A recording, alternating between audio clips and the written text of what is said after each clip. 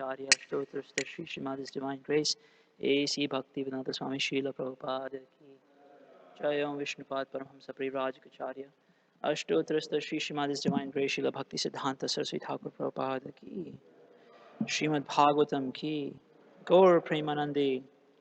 All glories to the assembled devotees. All glories to the assembled devotees. All glories to the assembled devotees. All glories to the lotus feet of Sri Guru, and all glories to Lord Gauranga Mahaprabhu. Jai.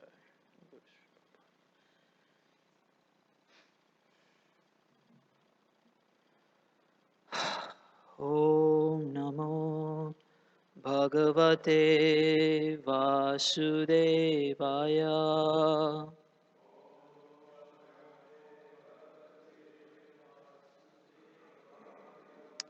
Om Namo Bhagavate Vasudevaya.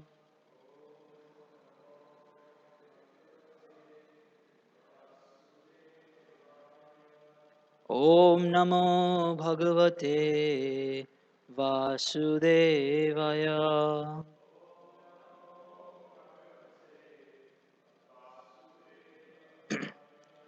Reading from the 10th canto, chapter 16, verse 41.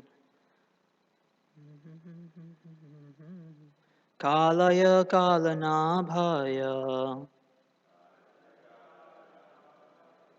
Kalavayavasakshine Vishvaya Tadupadrashtre Tatkartre Vishvahetave Kalaya Kalanabhaya Kalavayavasakshine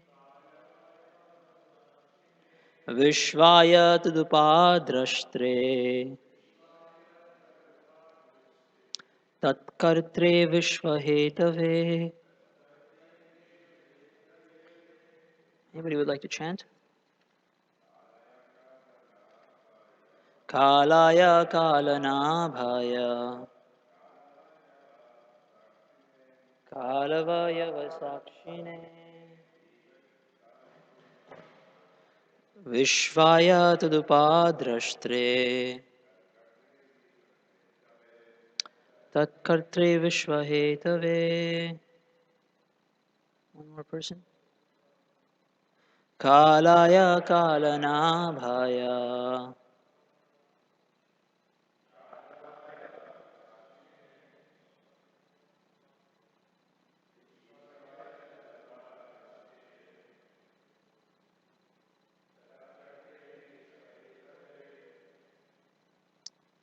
Rohini Mata?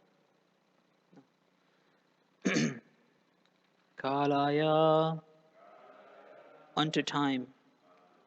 Kalanabhaya unto him who is the shelter of time. Kalavayava of the various phases of time. Sakshine to the witness. Vishvaya to the form of the universe. Tad upadrashtre to the observer of it. Tat kartre to the creator of it. Vishva of the universe. Hetave to the total cause. Translation and purport by the servants of His Divine Grace. Translation: Obeisances unto you who are time itself, the shelter of time and the witness of time in all its phases. You are the universe and also its separate observer. You are its creator and also the totality of all its causes. Purport: The Supreme Personality of Godhead, although appearing in different incarnations, can never be limited by time, since He is time itself, the shelter of time, and the witness of time in all its phases. Om Jnanatimirandasya Jnananjana Shalakaya Chakshurunmilitam Yena Tasmai Shri Guruve Namaha Shri Chaitanya Manobhishtam Stapitam Yena Bhutale Swayam Rupa Kadamayam Tadati Padantikam Namo Mahavadanyaya Krishna Prema Pradayate Krishnaya Krishna Chaitanya Namni Gauradvishe Namaha He Krishna Karuna Sindhu Dinabandhu Jagatpate Gopesha Gopika Kanta Radha Kanta Namostute Tapta Kanchana Gaurangi Radhe Vrindavaneshwari Rishabhanu Sute Devi Pranamami Hari Priye Vanchakalpatarubhyascha kripa sindhubheva cha patitanam pavnebhyo vaishnavebhyo namo namaha Shri Krishna Chaitanya Prabhu Nityananda Shri Advaita Gadadhara Shri Vasadi Gaura Bhakta Vrinda Hare Krishna Krishna Krishna Hare Hare Hare Rama Rama Rama Hare Hare.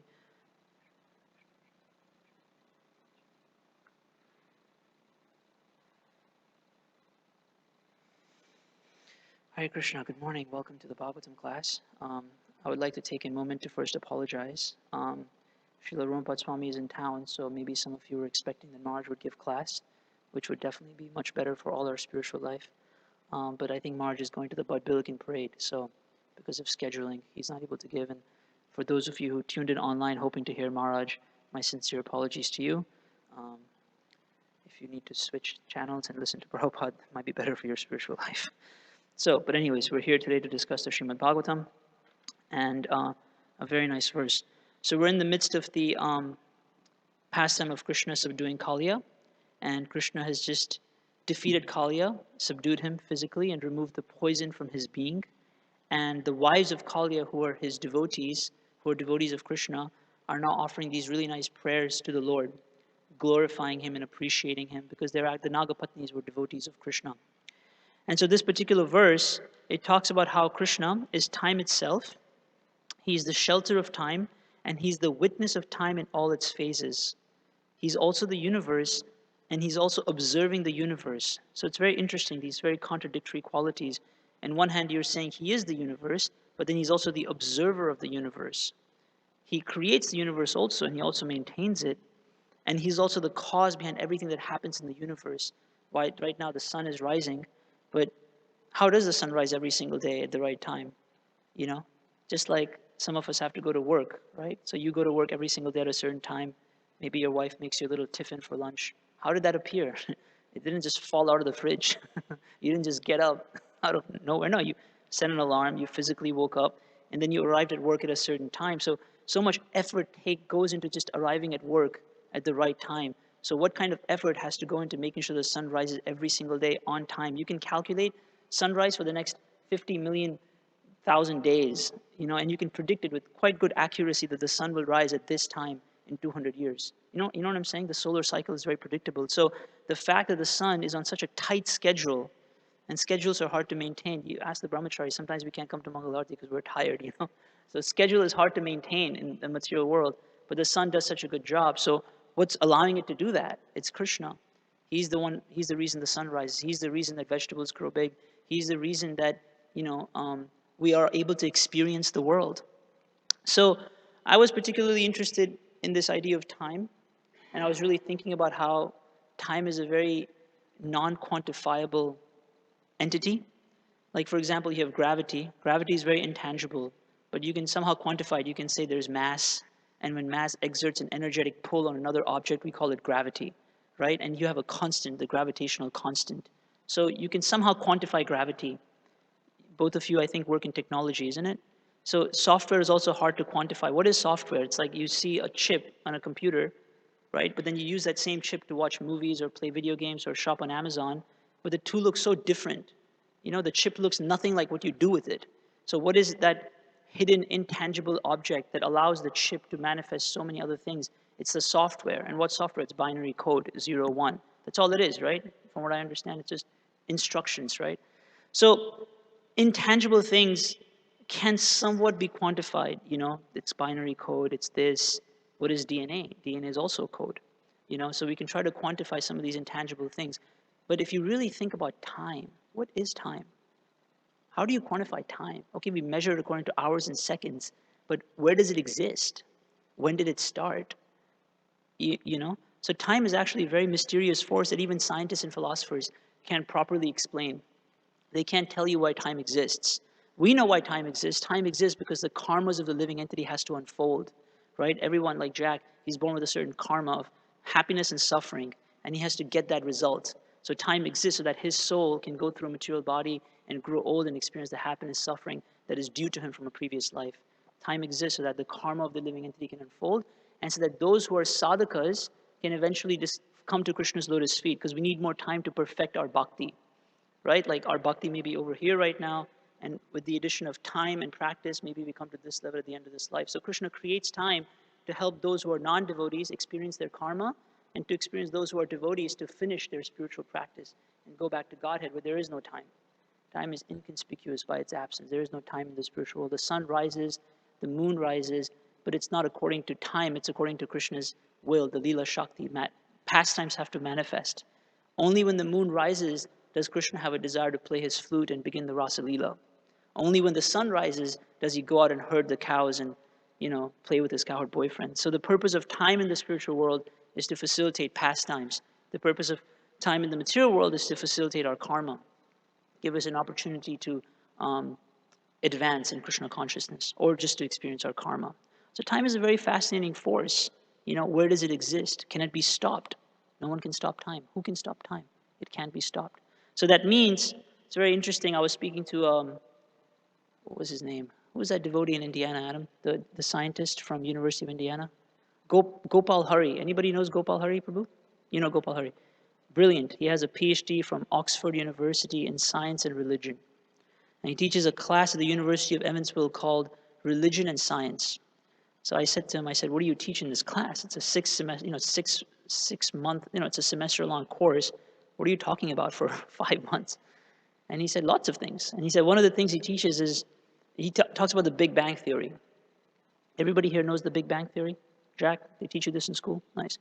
So the Big Bang Theory, the basic idea is that the universe comes from a singularity. There was a single charge, a condensed form of matter, that at some point, somehow or other, they don't know how, another charge was introduced into the singularity. And because of the introduction of another charge, it created a current or a friction or something that basically exploded this condensed form of matter into what we know as the universe. But what the scientists say is that before the Big Bang, there was no time and space. The Big Bang created time and space. Okay? So time and space so basically the Big Bang is something beyond time and space. But everything that we know is within the confines of time and space, right? This table, the activities of our life. We measure everything according to time and space. Even in scientific knowledge, you measure things according to like mass and weight. So to imagine a reality that's beyond time and space is a strong argument for the existence of God, because that's what Shastra says Krishna is. That's what the Nagapatnis are saying here. This is if you really break it down, this is like very elevated philosophy actually. They're saying you are time, you are beyond time. You are the universe, but you are beyond the universe. You are maintaining it, but you're also the causes of everything in the universe. You're also running it. You know what I'm saying? That means he is the phenomena, but he's also the source or the cause of the phenomena. And what's interesting about this verse is that this is very much the mood of our scriptures and our philosophy. We hear in many, many places in the Shastra, you hear verses like this, trying to explain the inconceivable nature of Krishna. Yesterday in the car, Jack was telling us about the Bible. Was it Jack or Alex? Not you. You, right? He was telling me how he was reading the Bible with his grandmother. And they were discussing, and with his cousins, they were discussing what is the greatest sin according to the Bible. And the greatest sin according to the Bible is to be judgmental, right? That's the greatest sin according to their philosophy. Maybe some people will argue maybe that's not the truth, something else, but that's what his cousin said. That's what Alex shared with me. But what is the greatest sin according to Gaudiya Vaishnavism? If you were to look at our philosophy, right, what would you consider to be the greatest sin? Forgetfulness of Krishna. Any other guesses? I mean, you kind of nailed it. Anybody else? Just a sin, like the biggest, you could say the biggest fault of the conditioned soul, according to our philosophy. According to the Bible, it's being judgmental. But according to our philosophy, what would you say it is? Envy, or which results in forgetfulness of Krishna, or trying to become Krishna, right? So this is, and I would also say to some degree, Another sin that our scriptures often talk about is this idea of being the killer of your own soul. So not realizing that you're an eternal part and parcel of Krishna, meant to give pleasure to him, because we've forgotten Krishna, we've turned away from Krishna, we're envious of Krishna. So therefore we forget that actually I'm meant to give pleasure to my Lord. This is the greatest sin according to our tradition, that I'm living here trying to enjoy my senses and mind, but actually this senses and mind is meant to give pleasure to Krishna. So the greatest sin according to our tradition is forgetting our relationship with Krishna because of envy, and then therefore forgetting who we are and what our purpose in existence is. So that's why you see throughout the scriptures, there's so many verses in so many places trying to explain what is God. What is this inconceivable phenomena that is the Supreme Personality of Godhead? And this is just one such example of such a verse. So I thought I'd pull up a few more that I remembered from my studies, and then we can just go through a few more of these verses where different personalities are explaining the inconceivable nature of the absolute truth. So this is Queen Kunti from the first canto, chapter 8, verse 28. She says, Manye tvam kalam ishanam. That your Lord, that your Ishanam, the Supreme Lord, is kalam or time. Anadhi nidhanam vibhum samam charantam sarvatra bhutanam yan mitakalihi. So here's the translation. It says, My Lord, I consider your Lordship to be eternal time. This is what the Nagapatnis are also saying. Your time itself. The Supreme Controller without beginning and end. Right? So this is an important point because human beings have a beginning and an end.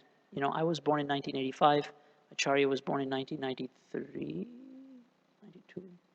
88. Oh yeah, you're almost as old as me. I always think you're so young. So 88, so he has a beginning. Acharya had a beginning in 1988, and then at some point he'll leave this body and go back to Godhead, and that'll be the end of Acharya Nishta. There will be no more Acharya Nishta.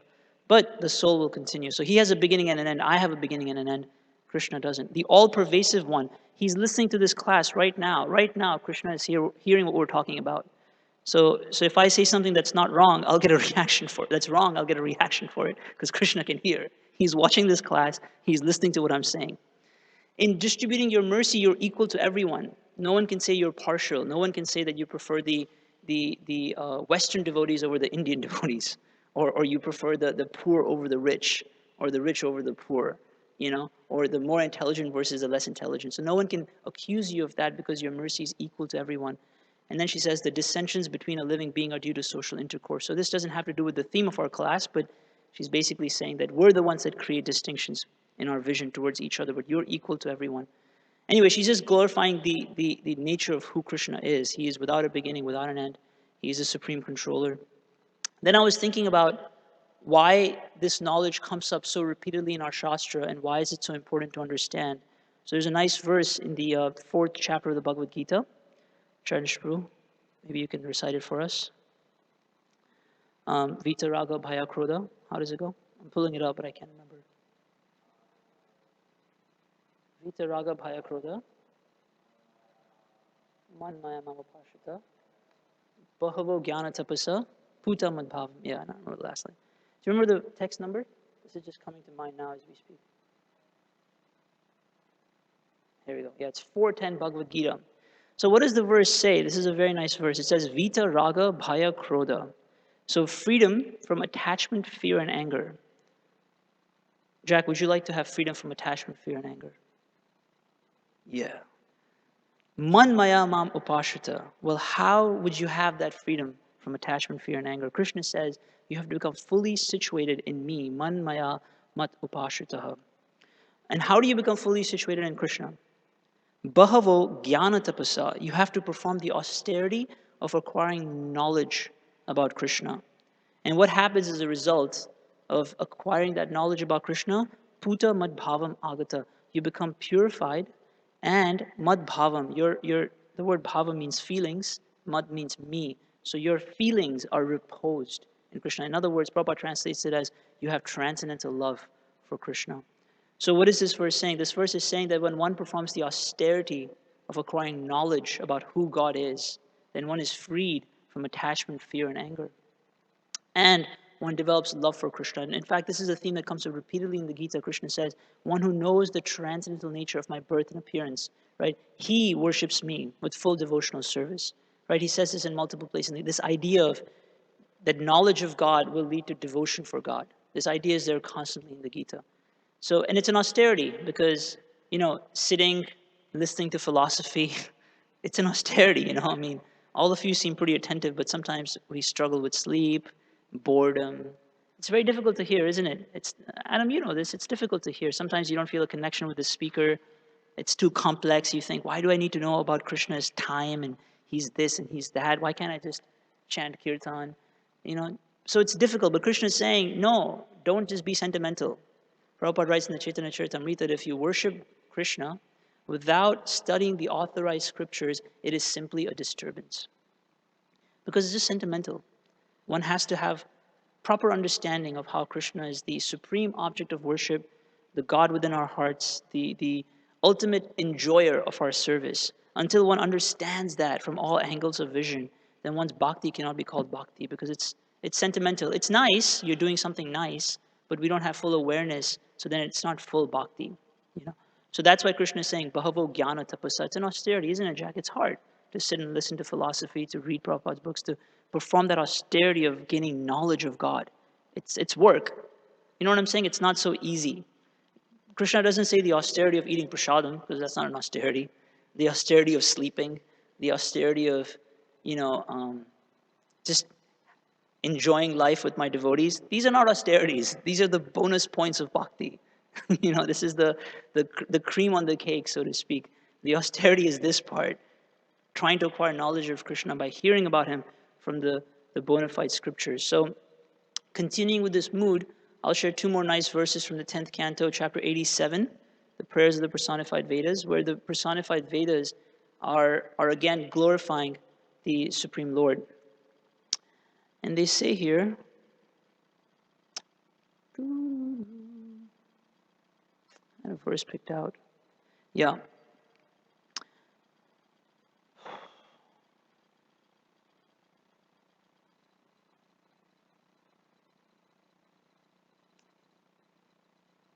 Right. This is a very complex verse. I'll read two verses. It's chapter 87, verse 15.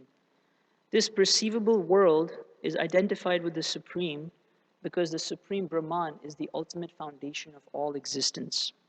Right? So we can say that the world is God because the foundation of the world is the Supreme Brahman. Remaining unchanged as all created things are generated from it and at last dissolved into it. So what that means is that even though things are coming out of the Supreme Lord in the form of the material world, the many, many living entities, all of that, he's creating the universe and destroying it, he remains unchanged. And why is that an important point? Because when something comes out of us, we cannot remain unchanged. Right? Like suppose Ashutosh Prabhu at work, you come up with this amazing strategy to save millions of dollars. It came out of you. You can't help but feel like a sense of, look at this. I'm so smart. Your boss calls you, and Ashutosh, good work.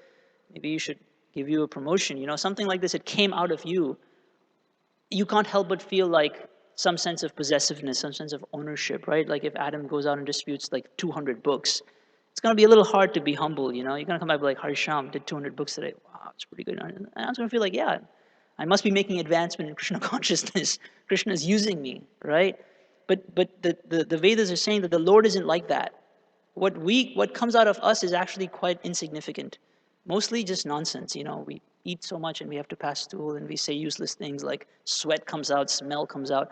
Not much good comes out of us, But the Supreme Lord, he's creating universes and very beautiful universes, like the mountains, the Himalayas and the oceans, and so much beauty God is creating. All of that comes out of him. But it doesn't affect him. He's unchanged. He's whatever, it's just the universe. He creates it, snaps his fingers and destroys it. Nothing happens. To him, it doesn't change him or move him. So that's why it says, just as clay remains unchanged by the products made from it, and again merged with it. So you can use clay and make a pot, but then you can smash the pot and it becomes clay again. So the clay hasn't changed, it remains clay. Even though it became a pot, somebody used it to drink water for many thousands of years, but it remained clay, it didn't change. Thus, it is towards you alone that the Vedic sages direct all their thoughts, words, and acts. So, this is the key point, that having understood all this, thus, therefore, having understood that you are the unchanging reality amidst the changing world, the one thing that never changes, the Vedic sages, by the way, we're all meant to be Vedic sages, Sage Jack, Sage Alex, Sage Ashutosh. We're all meant to be sages. They direct all their thoughts and words and acts towards who? Towards that one unchanging truth. And then the next verse says, "Therefore, O master of the three worlds, the wise get rid of all misery by diving deep into the nectarian ocean of topics about you, which washes away all the contamination of the universe." So this is another very beautiful point, that discussions about Krishna actually purify the heart, you know. And when we discuss things of this world, they may not necessarily have that same effect. Sometimes our devotees have certain mental issues. Sometimes we have depression or something like that. And for that, we should seek some therapy or some counseling. It's very useful, actually, because it's like if you have a broken leg, you can sit and chant Hare Krishna, but it might be good to go to the hospital and get a cast. You know what I'm saying? But we should always know that any kind of solution in the material world can only heal the problem temporarily. It's not actually going to remove the contamination that's causing the mental anxiety in the first place. It might give you the tools and tips to deal with it. Just like if your leg is broken and you get a cast, then the cast will heal the leg. But if you don't learn how to walk properly, you'll break it again. You know, if you don't know how to ski properly or how to ride your bike properly, you'll break it again. So the mind becomes contaminated with the mode of ignorance, which creates mental disturbances like depression, anger, anxiety. So we go to a psychologist, he gives us some tips on how to not identify with the disturbed mind. But then if we don't hear about Krishna and actually purify the mind and use the mind properly, then we're likely to become depressed again, we're likely to feel anxiety again. So as sadhakas, we have to always know the difference between, what the material world can do to our minds and our bodies and what bhakti will do, right? Bhakti will actually, it says here, because we're discussing the Supreme Lord, bhakti will actually purify the heart and mind so that the root misuse of the body and mind gets solved, right? We broke our leg because we misused our body. We didn't know how to use it properly, so the leg broke. And the cast cannot teach you how to use the body properly. Only, some higher knowledge has to be there, right? So like that, very nice point. So that's why the personified Vedas are saying that that's why the wise, they get rid of all misery, right, by diving deep into the nectarian ocean of topics about you. That was the point of the verse from the Gita. Vita, raga, bhaya, krodha, fear, attachment, and anger. These things cause misery. There's so much misery in these feelings, right? Like suppose you become attached to a Tesla. You really want a Tesla. Every single day you go to work thinking, I'll buy a Tesla, And you're thinking, every day you look at your bank balance. Okay, 40,000, 50,000, 60,000. This is miserable. How much happiness can you feel from that? Then when you buy the Tesla, you're like, you can't wait to drive it. Then you start driving it, and after a week, you're like, this feels like I'm driving a normal car. And nobody notices. That's the best part. Nobody comes to you and says, wow, Prabhu, you got a Tesla. Nobody cares. That's miserable. You just spent a long time meditating on this object, and you finally get it. It didn't satisfy you, and nobody noticed. At least if someone noticed, there would be some happiness, but nobody even notices. So these things are actually, they're the causes of misery. I'm not saying you shouldn't get a nice car. Get a nice car. You have a family. They should be comfortable, But if you become really attached to like wanting to have something nice, and that's the whole purpose, just to have it, then attachment and the desire to have something, it causes deep misery because nothing can really satisfy the heart. So therefore, we hear topics of the Lord, and they wash away the contamination of the universe. So that's one level of person that the sages are talking about. Then they say, then what to speak of those who, having by spiritual strength rid their minds of bad habits and freed themselves from time, are able to worship your true nature, O Supreme One, finding within it uninterrupted bliss. What a beautiful verse. So the first kind of person is a sadhaka, someone like us. We have contamination, so we hear about the Supreme Lord. Maybe I should say someone like me, because I have a lot of contamination. So I hear about the Supreme Lord, and it purifies my heart, right? It removes all the contamination from my heart. But then the sage is saying, what about this other kind of person who by spiritual strength, right? Where is spiritual strength? The years and years of practice, years and years of discipline, the years and years of following the principles of bhakti, chanting your rounds, refraining from the four principles of regulative life, learning to see the world as Krishna's energy. We do this for years, 5, 10, 15, 20 years. You gain so much strength, right? Just like if you go running every day, after 10 years, you can run a marathon, right? Physical strength. Or if you work really hard every day, then after maybe 5, 10 years, you get into Harvard University, academic strength. So whatever you do in the material world long enough, if you do it with a lot of determination, like Keshava was an interior decorator, he has artistic strength. He can see things better than us because he did it for many years. So in the same way, when you practice spiritual principles for years and years and years, you gain this spiritual strength. And then what do you do with it? We rid our minds of bad habits and freed ourselves from time. This is the key point. Freedom from time means no fear of birth and death.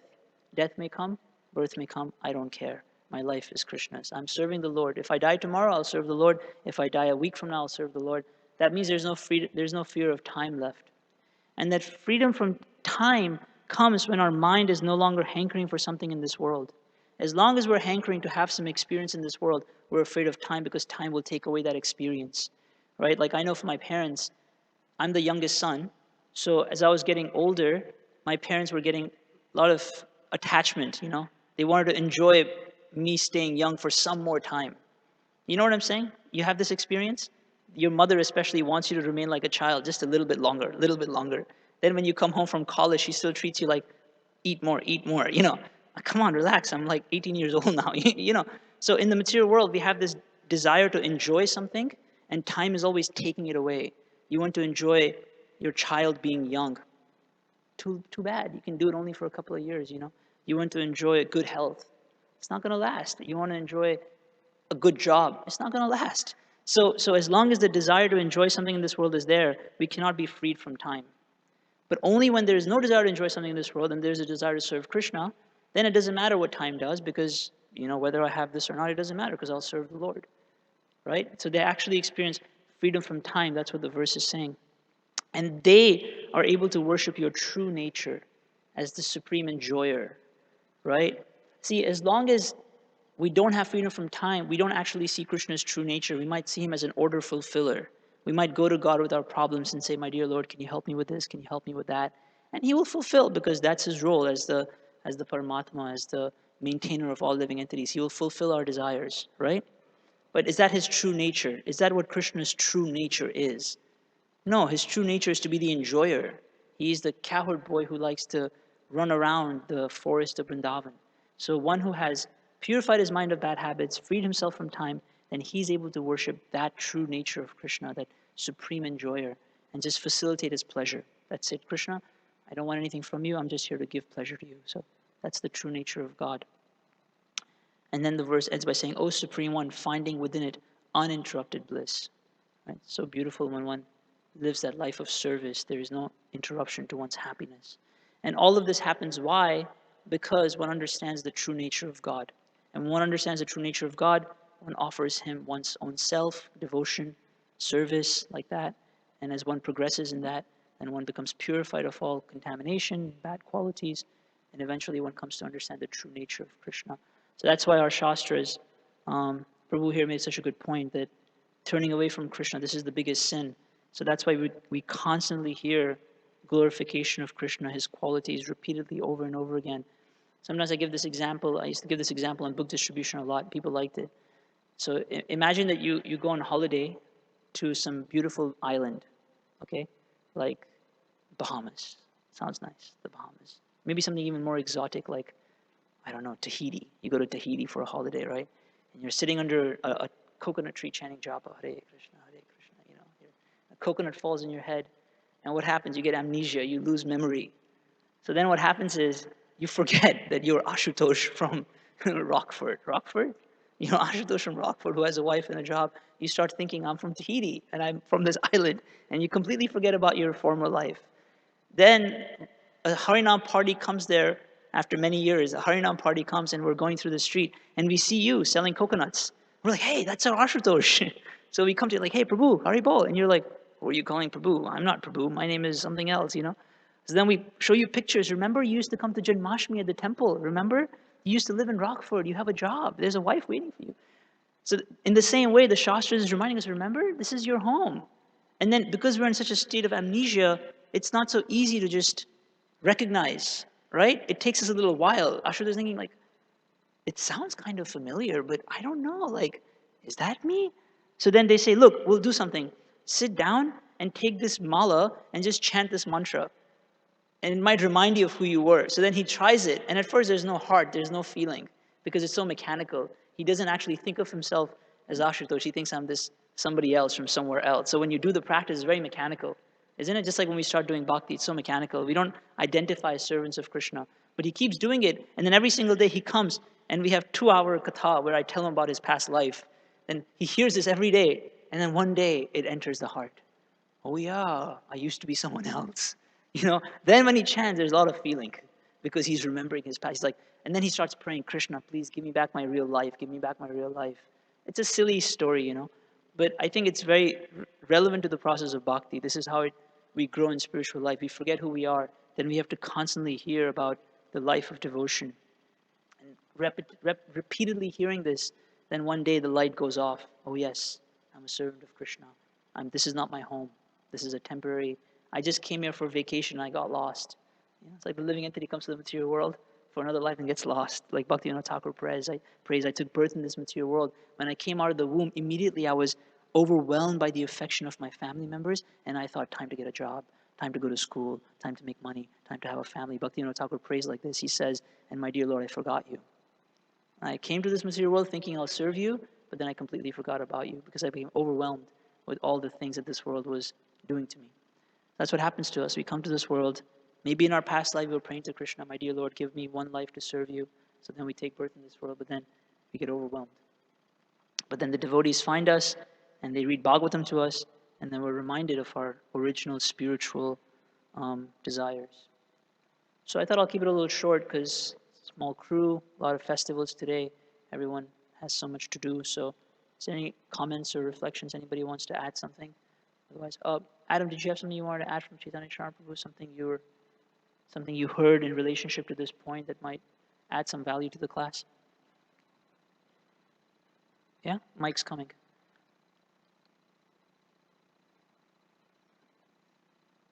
If you're going to read something, do it slowly and enunciate so people can hear what you're reading. Okay.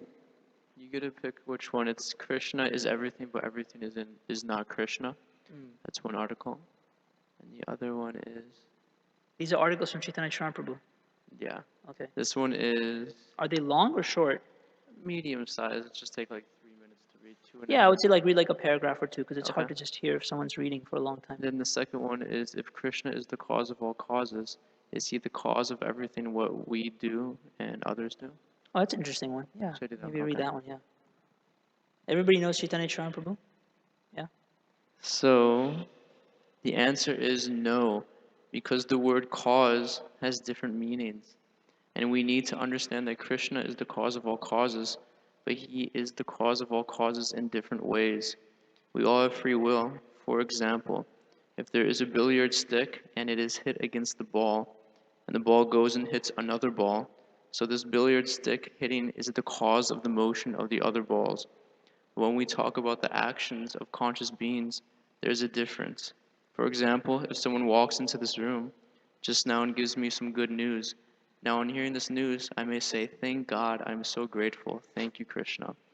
And we could say that the person speaking was the cause of my exclaiming, thank you, Krishna. But it is not exactly the same, because if that same person had told me, I might have responded in different ways. Instead of saying, thank you, Krishna, I could have said, yes, I have done it now. I didn't follow. Can you repeat that? Yeah. After he says, what was the last 2 lines you read? It was... No, we could say that the person speaking was the cause of my exclaiming, thank you, Krishna. But it is not exactly the same, because if that person had told me, I might have responded in different ways. Instead of saying, thank you, Krishna, I could have said, yes, I have done it now. Yes, it's good luck. Or I could have responded in any number of different ways. So in this case, because we all have the capacity to choose our responses, so therefore there may be a stimuli, the causes that actually act in the sense of a stimuli, but we can choose our responses. And that is the essential difference between sentient and insentient beings. When you talk about your physical causes acting on physical objects or insentient objects, then there is no capacity for choice of response over there. That means that things will act in a specific way. If a vehicle is parked on the road and a truck comes and hits it, so the whole trajectory of the truck, of the motion of the vehicle after the collision with the truck will be determined by the laws of motion, and that is the cause. But there is a human being along the way. Human being may freeze. Human being may try to jump out of the way. Human being may just lie flat on the ground and try to escape unhurt from under the truck. Or the human being may scream, hoping that the truck driver will notice and jam the brakes and stop the truck in time.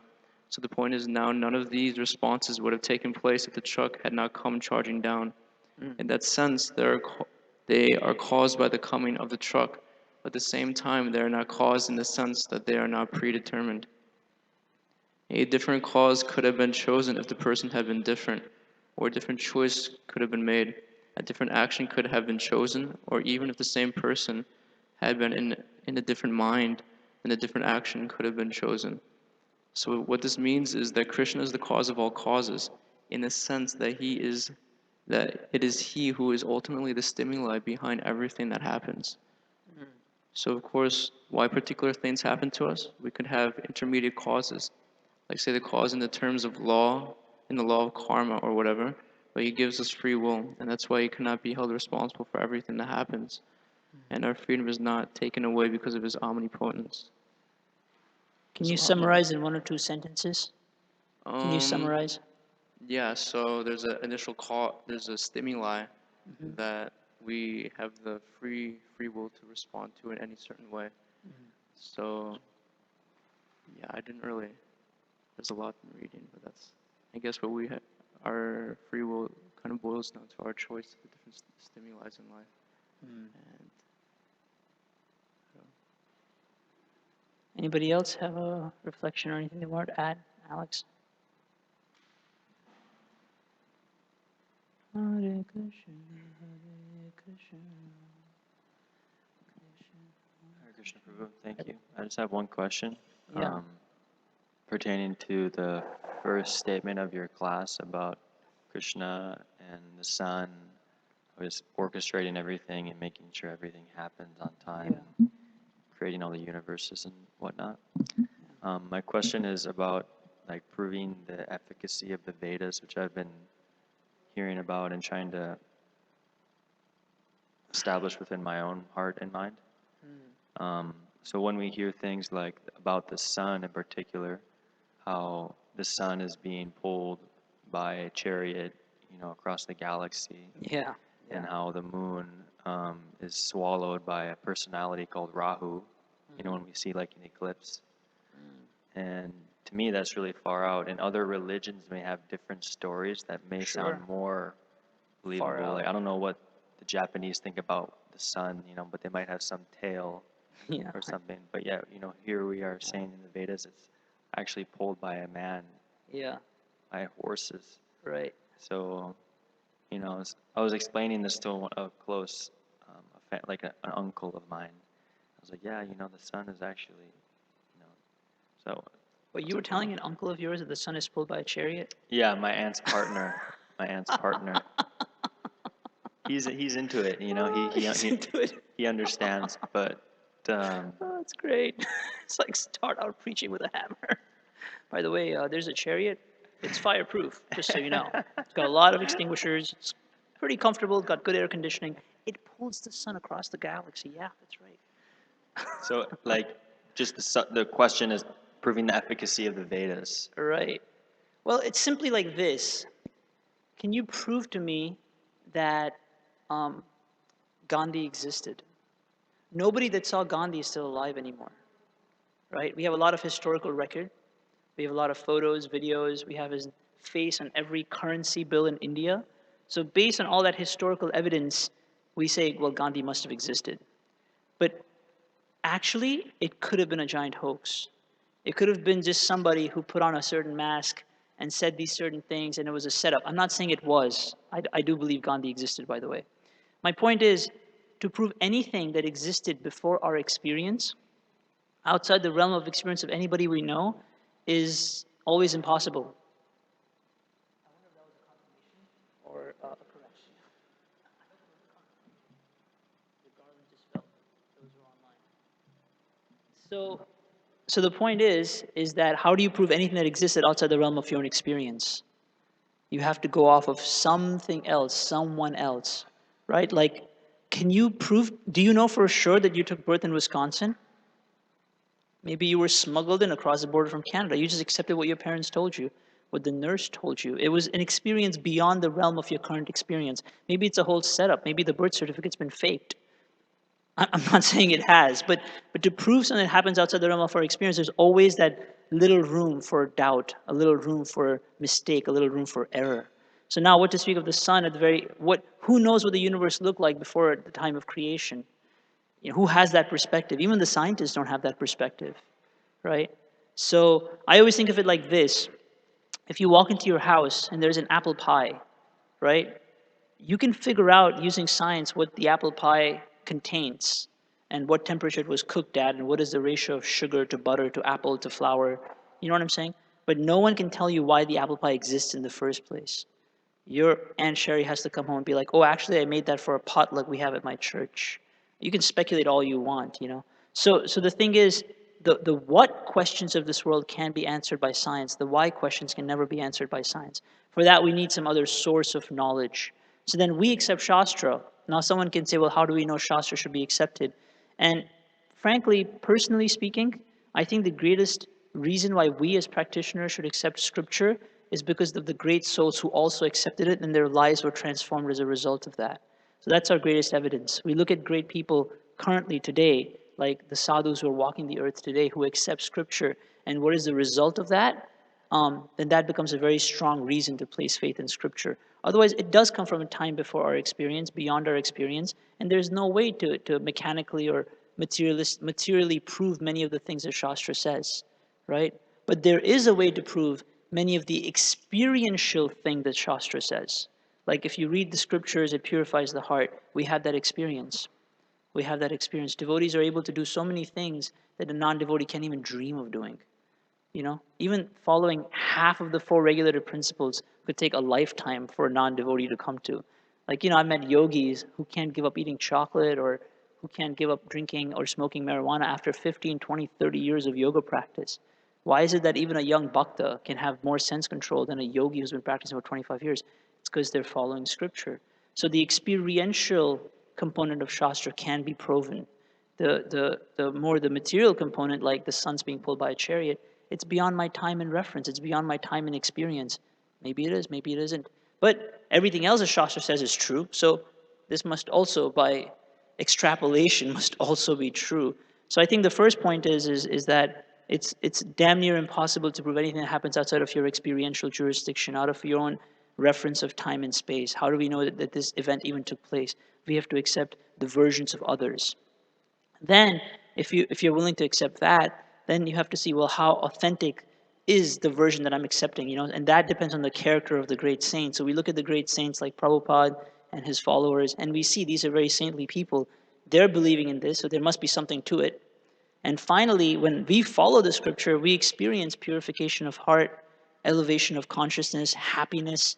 So, oh, I'm experiencing what the Shastra talks about, so there must be something to it. So if that's happening, then maybe all these other things are happening also. That's what I think. That's a rational, reasonable way to approach it with someone who is somewhat open-minded and balanced. If they're just fanatical, if they're just fanatical scientists, because even scientists are dogmatic. You know, it's not like they're not fanatical and dogmatic like religious people. Even they can be dogmatic. They're just completely closed to every other option and possibility. That makes them fanatical and sentimental, just like religious people. You know, so it's not like just being a scientist makes you very objective and fair and balanced. Sometimes those people are even more dogmatic. They're so convinced that you can only believe things you can see. But there's many things you don't see. We didn't see Julius Caesar. We didn't see Shakespeare. But we believe these things existed. Why? Because there is a historical record. Shastra is a historical record. That's all it is. Just a little older historical record. That's the only difference. So if someone's open-minded, I think that they might accept these points. But you may want to, I'm sure Chaitanya Charan Prabhu has articles on this kind of stuff. Might be worth investigating and exploring to get more practical points for preaching. Can't believe you told your uncle the sun's pulled by a chariot. That's pretty far out.